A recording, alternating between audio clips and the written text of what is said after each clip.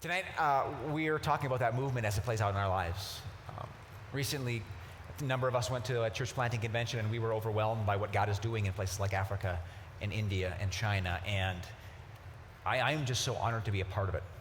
You know, when you think about how big this thing is, how global it is, how billions will be standing around God someday, savoring the fact that we got this tiny little sliver to say we were there when. We were there before he came back. We were there, that moment, that brief moment we lived. It meant something. What a gift. A number of years ago, my wife and I started praying about the vision for Surprise Church. And it was a vision that I made a deal with God. I'll keep thinking about this and write stuff down that you tell me as long as you don't actually make me do it. Seriously, that was my deal with God. And God's like, yeah, no deal. Eventually, I had a heart that shifted from, I'll never do this, or maybe I'll do it after I retire, to, I can't do anything else. I can't.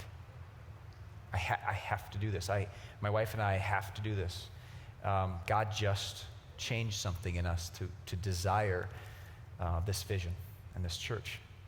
And my last church, this was actually a big service. I planted a church within a church, and a model that wasn't the greatest model for how to launch a new church, but it was an evening church, kind of meant to be a small service. And I would stand at the door every night for 3 years begging God to lead at least 40 people there. And it was just painful. Most weeks were painful. I prayed that he would save me from that church service, and he did. Now having a chance to do an actual real church that stands on Sunday mornings and says this is who we are, can market for itself, can raise up its own leaders and have its own governance. It's a lot to take on, but it's been worth every second of it. I want to say thank you tonight, and unfortunately many of the people that I want to thank are in Fargo at some graduation or at the lake or someplace where they just couldn't be here tonight. But I have to start by saying thank you, because there are so many people in the Surprise community. Some were here from the very beginning. You know, the Popples, come into our living room, and Janelle and Linda and Mark and Liz, and I'm going to forget people because there was just so many people from the very beginning who just says, you know what, I want to be here. And Kathy called me on the phone this summer and tell me about this church. I found it online. And she's one of the greatest testimonies that you'll ever hear, Kathy is. You know? And there's just a number of them that have just come to life because this place is here. And Tracy, a gal who's always felt called to leading worship, but just, needed someone to kick her in the butt. I said, God, I'll kick. and here she is. And Josh, what a pastor's heart Josh has. And we get to have a guy like him on stage. What a lucky guy I am to be able to have Josh up here every week, and his wife, and Everaldo. The symphony rescheduled the concert for tonight, just a couple days ago, so we didn't have our whole band here tonight, but it was did you like doing the unplugged? I think we need to do this on Sunday morning, don't we? Everaldo can still come. We'll take him. We'll take him. But maybe you'll just sit down with me and rock out, So tonight I want to take the time to say, look, we launched as a church a couple months ago. And we are not an average church. We are twice as large as the average church in America right now. And we're brand new. Surprise Church is a church that is one of the fastest growing churches in Bismarck and across the country in our denomination. It's a church that is reaching unchurched people like no church I've ever been a part of. And it's a church that is reaching men in a way that I'm excited about. Men in this church sometimes get their women out of bed and drag them to come. It's usually backwards. It's a church that's blessing kids. We have an amazing kids program, even though right now it's run by two of the best volunteers you'll ever meet, Carrie and Joanna. We have folks who you'll recognize every day when you come in. They greet with a smile on their face. They get here at 7 in the morning and start setting up media. We have a whole media group that came this morning at 8 o'clock, 9 o'clock. And they do it just because they want to be a part of something that matters. And our teams are getting bigger and better every week. And so I want to talk about tonight, how do we not just say, great, we did that, but how do we say, now what? Because our first year will not be our best year. Say that with me. Our first year will not be our best year. And I believe that so emphatically that To actually make that come true means that we have to operate above average all the time. That means we can't do what normal churches do, and we can't even do what maybe the churches I am used to and you are used to being a part of do. We have to do something that is about what 4% of churches in America do. This is hard to believe. Between 4 and 6% of churches in America ever create a new congregation outside of themselves, ever. I heard that statistic at our church planning convention and it made me almost want to cry. That's like saying 96% of mothers will never be mothers, or women will never be mothers. Churches are created to birth new churches, and 96% never do. And so that's one of the things that I think is the most important thing that we can set our sights on is what does it look like to be a church that lives into the purpose of what churches have always done since the very beginning.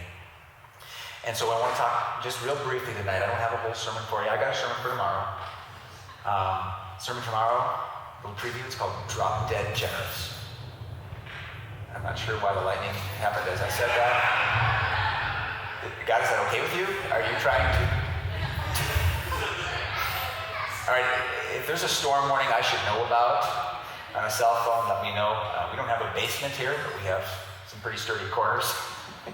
So what I'd like to just say is Church 1.0, it's kind of like the old version of Microsoft or the old version of PowerPoint that no longer works on any computers because they're not made for it anymore, just like the church is no longer made for the old version of church. It's a building. It's for people who go to church. Charity Lutheran Church was planted on the north side of Bismarck to reach all the Lutherans moving into the north side of Bismarck. That day is gone. Surprise Church isn't planted anywhere to reach any specific denomination because Bismarck has changed so much, like the rest of the country, so that there is no sector of real estate that every church gets, that we get the Baptists on this side of town, you get the Lutherans on that side of town, we'll take the Episcopalians because nobody wants them, you get the whatever, that doesn't happen anymore. Instead, what we're left with is an expanding landscape of people who have no connection to Jesus Christ or no connection to his church and low expectations of what would happen if they ever darkened the door of a church, and no concept of their lives playing out as followers of Jesus. In other words, we live in a culture in which Church 1.0 doesn't work anymore. We could go on as a church and try to build big programs that get bigger, that all center around a professional clergyman, me, that have helpers surrounding the professional, and get bigger church, and then eventually maybe build a building, and then get bigger and try to at least keep all the people that we have coming happy and give programs that they need, and so we're learning that just isn't really working anymore. And most of those churches never plant and start new churches because they're so obsessed with managing internal issues and preferences that just kind of cripples. And also most of these churches that operate as churches used to are closing their doors. 10,000 churches a year close. Far more churches close every year in America than open. Buildings and programs for insiders lead to empty church buildings and an unchurched culture. I know a lot of people are really angry, look at where society's going, look at the morality around us. I'm like, well, that's our fault. People are sick of Christians who aren't going to go to church, who think of society as our property and everybody has to just behave a certain way. We've lost sight of God's vision for society revolving around the gospel. And we need churches that do that. I'm going to show you a couple slides I showed 2 years ago when I started casting the vision for Surprise Church. I brought up a couple scriptures that I believe foreshadowed the church that God wanted us to plant. Number one was the Acts 2 community, a magnetic community. I'm going to read this scripture in church tomorrow, actually. It just described a church full of people who are all in, who are just like, they own property, but they acted like whatever they have, they are willing to share however God leads them to, because they are too all in to just kind of hold back. And what happens is when people do life together in Jesus' name, they want to be together more and more and more, and they want to just figure out how to sort out life together and make a difference in this community together. And God's Spirit just blew that church up. The moment these disciples were doing magnetic Christian community together, it exploded. God refused to keep it private, and it went public, and 3,000 people get added in one day. I pray for that kind of Easter. I really do. I'd love to do Easter at the Civic Center someday and just fill the place full of people, collect a bunch of food, and then have 3,000 new members the next day. I thought about doing it this year, but I'm glad we didn't take it on. So we do worship as a public on-ramp so that we don't stay private. We market and we promote and we put signs up and we put stuff on our website. We blast stuff on Facebook and we check in now in worship just so that we're not a private club or a clique for church insiders. We want people to feel like there is a constant invitation going out. We want you here. God wants you here. It's worth it. Check it out. We also do serving in the community as a public on-ramp. Our website is getting worn out by all the people that are visiting it right now because they're checking out the I Made the Hill run that we're going to do a week from Saturday. And by the way, could you thank Janelle Schmitz for her vision and commitment to making that run happen? She came to me one day in the fall and it's like, I think we should plan a run. I said, you think we should plan a what? A run? Okay. I don't run very well. And all of a sudden, this vision came together, and I'm so grateful that, Surprise is gaining a name in the community in part because of the run and other things that we've been doing in the community as a church that's not private. The church is not a private clique. It's a public good. We don't want anything from our city. We want everything for our city, and opportunities like this allow us to do that. And guests happen to discover a surprising side of God when they come to a church like that, and they meet us in the community. So we want to be a public, magnetic community. Secondly, bring on the rain.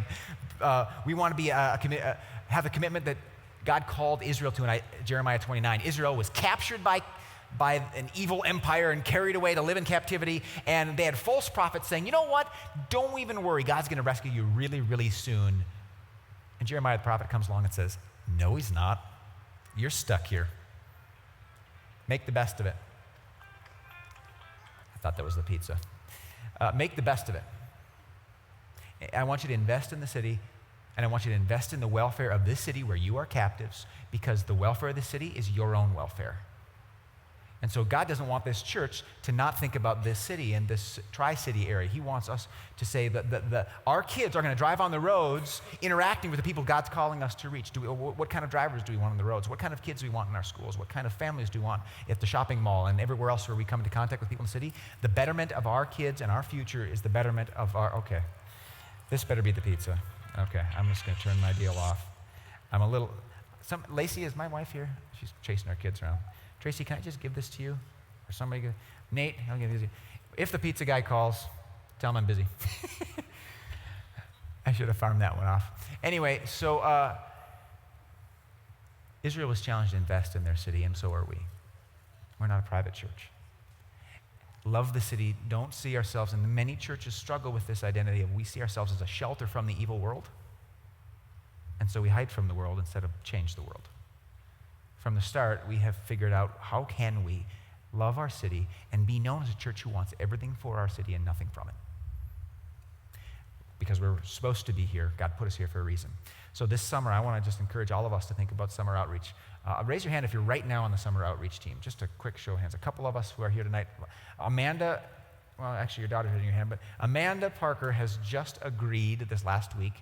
I don't think I blackmailed her or anything, but she's agreed to coordinate our summer outreach team. Would you say thank you to Amanda for me?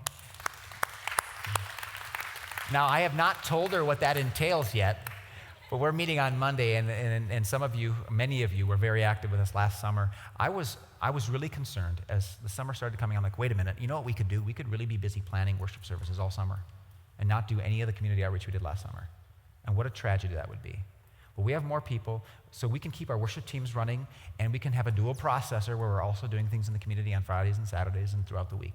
And so we're going to try to multitask ourselves in a way we've never done before by having a summer outreach team. We'll certainly be recruiting volunteers on Sunday, and I just ordered a ton of promotional stuff, 5,000 flyers that say,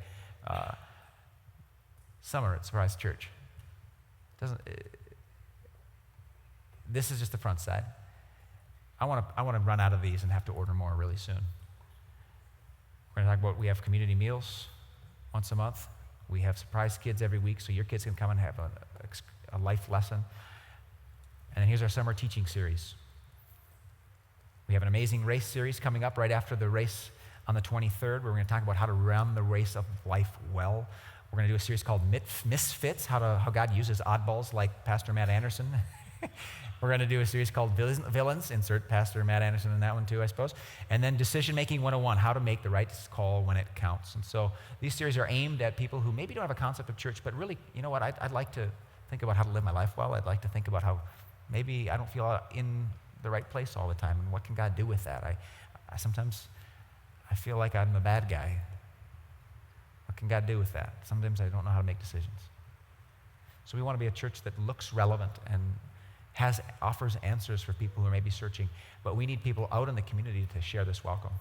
And so we'll have booths at different events and hand these out at a parade with candy taped to it so the kids take it. And I just really look forward to it. So Amanda will be a person I'm excited to work with, but also we have a broader team of people that are going to really carry the heavy load of planning and organizing, and then we'll ask the community to volunteer at these events. Because we want to be a Jeremiah 29. We are out in the city making a difference for the city rather than closed gathering.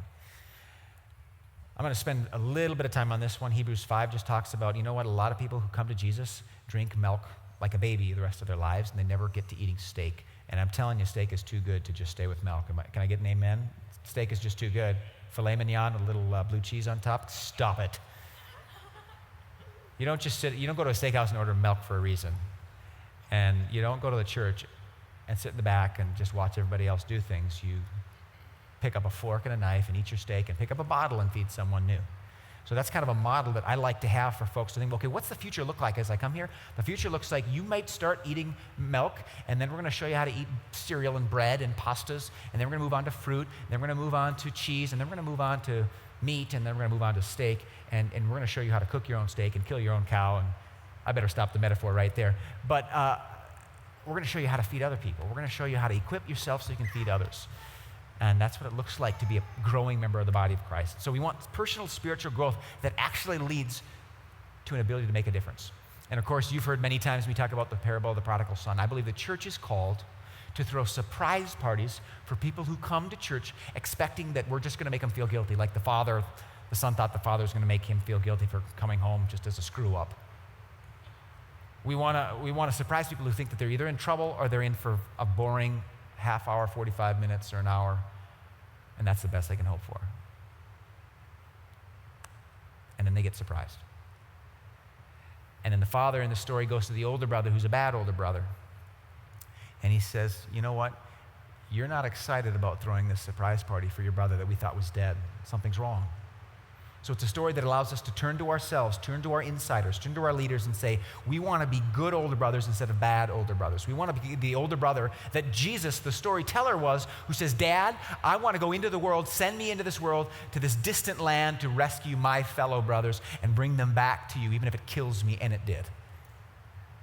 So Jesus tells this story to the church to say, be a church full of good older brothers like me, not bad older brothers who just struggle to get excited about those on the outside. This parable is, people have asked me, what's your doctrine as a church? Here, let me give you my wallet. This is informal, right? As a church, I've never, ever paid for pizza while preaching before. This is awesome. Check that one off the bucket list. Let's order something else. What should we do? So Jesus, the question that Jesus puts in my head in this story is, what does a church full of good older brothers look like? I know what it's starting to look like. My wife and I just heard from a friend who just said, Surprise Church is doing so much.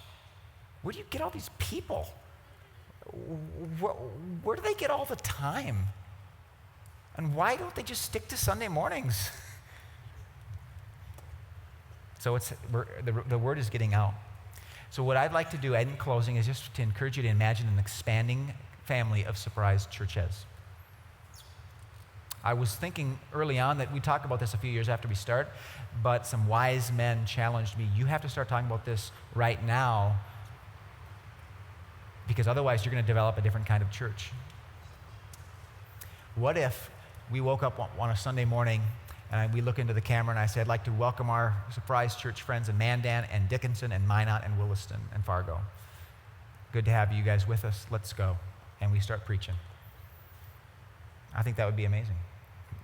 I think it would be amazing to send a community of people to a different part of our own city and just start gathering together and studying the Bible, and that thing leads to another, and pretty much we realize we're going to have to create a community there that becomes a church. I think we have to do that, and if we don't do that, we're just planning private parties. But the Father refused to plan a private party for his Son. So, a few things that I'm wanting us to think and pray about in the days ahead. I want us to think passionately about reaching different people. So if you are at Kmart and you see someone who's different from you, take notice. And instead of kind of being repelled, let God draw you to someone who's different from you. If you see that person who's different from you walk into church, let God bring you and to help build a bridge, because they're feeling that difference too. Whatever the difference might be. Maybe it's a gender issue, a sexuality issue, a race issue, an income status issue. Maybe it's a person who's obviously addicted to something. But my challenge to us as a community is, let us be drawn to people who are different from us. Not that we affirm everything they might say or do or think or believe or whatever, but that we build bridges to Christ through this place. So I pray that I look out over the sea of faces in this growing church, and I see all kinds of people that would otherwise never hang out together, that wouldn't go out and grab a beer together, that wouldn't hang out and put their arm around each other and sing about Jesus together, but here they do. Because we love people who are different, because they're made and died for by Jesus. Imagine multiple service times. I think as early as this fall, I want us to really take seriously the importance of having multiple service times. Some people just work all night on Saturday night. Some people work early Sunday. And some people only serve on Sunday mornings and never get to worship. And so if you have an opportunity to serve one and sit one, all of a sudden you feel like you're a part of the church. Our nursery person has never been, oftentimes when we hire someone for our nursery, they never ever go to church. And so going from 1 to 2 services is a lot more work. It's a lot more hours. It's a lot earlier days, and we need a lot more help to do that. So we're going to, if we do it, if we set a date where we're going to start doing it, we are stepping forward like Jesus told Peter to step out of the boat, and I promise you're going to stand. Looking at missional communities, creating groups of people in this city or in different city. I know we have some people, like Karen was talking about moving to Dickinson. I'm like, you know what we need to do? We need to start the beginnings of Surprise Church Dickinson. Let's get a Bible study started there. Let's get a Alpha course started there. Let's just see what God does.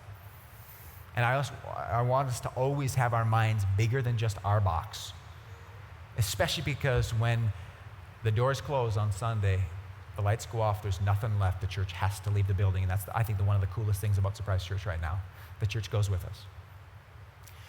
Someday, I think God will call us to have multiple sites, multiple campuses, and to surprise new cities through birthing new churches. And so in the meantime, there's a path towards getting there that looks different. People ask me all the time, how can I pray for you and how can I help? I don't just want to come and sit. I don't want to just observe. I want to participate and I want to help. How can I do that? So I gave kind of like a sermon note thing. Did you guys get the bulletin, by the way, for tonight? There's a lot of things, just space for you, things you can pray about, things you can take, just throw some journaling, some thoughts in there. But I also put a sermon note insert where you could just write down some things if you wanted to. I have some extras on the front chair here if you didn't get one. 7 things. I just want to encourage you. I know summer can be busy, but this is the rare swath of time in Bismarck where people aren't hiding in their fireplace room. And so summer is, we have to use summer to reach out into the community. So I don't want to have the same 3 people burdened by having to do the same thing by themselves all summer. I want a community behind our efforts to make a difference in the community. And so when we put a table out that says volunteer for the parade or volunteer for the booth, just do it. Just volunteer for as much as you can. Be involved, because this is our chance. It's our chance. Invest in a group. If you're not in a small group yet, I would just encourage you to take one for a test drive, even if it feels like the last thing a person with your personality might ever do. Just do it. Just do it. Because we're going to be a shallow church if all we do is have people that come and listen to 45-minute sermons, sometimes they're that long, and go home and never get a chance to sit in a circle and talk about it and pray about it and share their burdens and receive prayer and have a community around them. So I want to challenge us to be in a group, challenge you to be a part of a group, or even if God's calling you to launch a group, help us to create an environment for people to get connected. That would be amazing. Challenge you to live an invitational lifestyle. If you are at a restaurant and you don't have a red surprise card in your wallet, I want you to almost feel like it's a sin.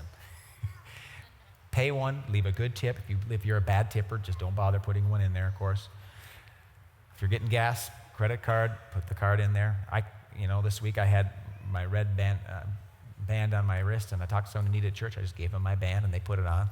What a great way of not being able to forget, right? It's like tying a string on your finger. We're getting new T-shirts. We're getting new promotional items. We try to give people the tools. We also get tools online whenever we start a Facebook event. I love it when people go on there and just share. I love it when people share our posts. It makes such a huge difference. On this last Sunday, we had about 112 people check in church. Isn't that crazy? That's amazing. We had like 2/3 of our worship attendants check in because it was for a good cause and went to Habitat for Humanity, and everyone wins. And that meant that 10,000 people saw those combined check-ins. The power of the church to have a presence online is amazing. And so God has given us tools that, we can just say, well, that's just part of the world and we don't even think about it. Or we can say, no, God uses things in the world to get the message out all the time, including us. So I want to challenge us to be invitational online and in person. I love it. There's certain people who just everything, they're always sharing, they're always inviting, they're always handing things out, they're always looking for how could God be God's vessel to get the word out about a place that can make a difference. Just think of yourself, okay, how do I build relationships with other people so that eventually that relationship can be a bridge where they're invited into something great? Serve on a team if you're not yet. We have some hardworking people. And it's going to, as the work expands and as our multiple services, eventually multiple campuses, it requires a growing army of well-led servants that have a passion to make a difference. And I want that to include as many people as possible. I talked to a pastor last night for number 5. He was just frustrated at how many people are always gone. It's like, I have snowbirds, and then they're gone in the summer to the lake cabin, and then they're here, and they're sport weekends for grandkids. He's like, they're here twice a year, and they see themselves as members. And I'm like, well, I have no interest in fighting the battle of you shouldn't have a vacation, you shouldn't go to your sports things for kids. But I do think it's important for us to think about how do we be countercultural. And as a lifestyle, choices are important. And so how do we invest in a church? How does it become a priority in our busy lives? Something really important to pray about. Because if you're not here, God can't use you. So just pray about that in your own life. What does it look like to have a commitment to the local church? And could the Acts church have exploded if the average Acts church member went to church once a month, which is the average in our culture? It's crazy. Did some math, quick math, and I figured that if 50 people at Surprise tithed, we'd triple our budget. We could hire the next church planter and start having him get to work. 50, just 50. We have about 500 people in our database right now, I think, give or take. If 10% of the people who have turned in a Connect card tithed, making a very modest income average by my math, we'd have a $250,000 budget just like that. It's crazy. At least. But I don't tell people to give because of the great things we could do. We have a God who's a giver, and we want to be like him, and so we give. That's just because who he is and who he is to us. And we have some very, very generous people in this church, many of you. Lastly, just a reminder to be the good older brother. When you see people who are different, when we have to make choices about programs and time, always remember that we have a human sinful tendency to become like the bad older brother. And we need Jesus to override the natural intent and inclination that we all have and say, no, I am about throwing surprise parties. I am about hosting surprise parties for lost sons instead of being grumpy when they come home. And I fight against that demon every chance I can because it's natural.